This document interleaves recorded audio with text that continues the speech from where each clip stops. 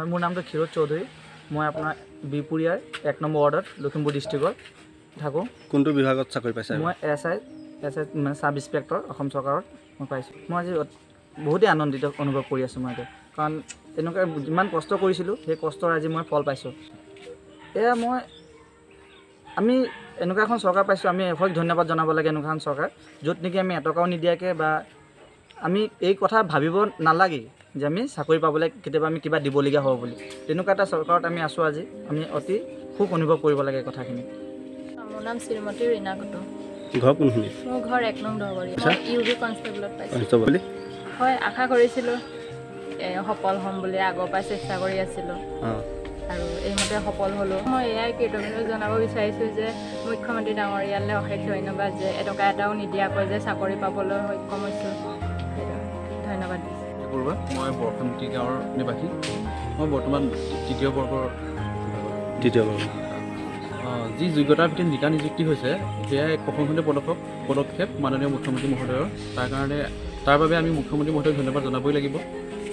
তাৰপিছতে অসমীয়াত যি এষাৰ কথা আছিল যোগ্য ভোগ্য বসুন্ধৰা, সেই কথাষাৰ আজি প্ৰমাণিত হৈছে। যাদৱ বৰুৱা, মোৰ ঘৰ বিহপুৰীয়া 1 নম্বৰ ৱাৰ্ডত।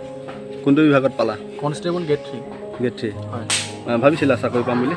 চাকৰি পাম বুলি আশা কৰিছিলোঁ। আজি 7 বছৰ কষ্টৰ ফল আজি যোৱাকালি পালোঁ।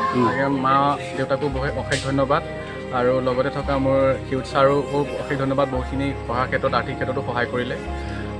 আৰু মাননীয় হিমন্ত বিশ্ব শৰ্মা ছাৰক এটাই অনুৰোধ, যাতে আগলৈকো যাতে এনেকৈ স্বচ্ছ নিকাভাৱে এই চাকৰিবোৰ হৈ যায়, যাতে আৰু এটকা নিদিয়াকৈ যে চাকৰিবোৰ পালোঁ। আমি অশেষ ধন্যবাদ, নথৈ আনন্দিত সুখী অনুভৱ কৰিছোঁ। চৰকাৰ মানে মোক বহুত ধন্যবাদ জনাইছে।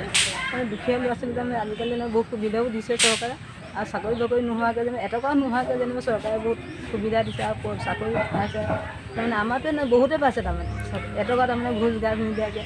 আগতে দিব লাগে, আজিকালিতো এটকা দুখীয়া ল'ৰা ছোৱালী যেনিবা বহুত পঢ়ি মেলি আজিকালি চাকৰি বাকৰি লৈছে। তেতিয়া আমি মোৰ ফালৰ পৰা চৰকাৰৰ ফালৰ পৰা মানে বহু কষ্ট মষ্ট কৰি মেলি দিয়ে আৰু তেতিয়া মামাকো চালে পঢ়া শুনা।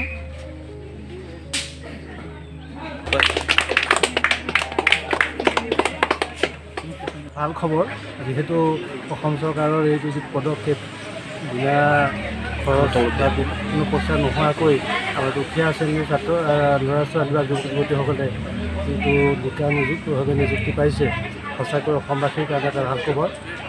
আমি অতি গৌৰৱান্বিত। হিমন্ত চৰকাৰ এইটো এটা ভাল পদক্ষেপ।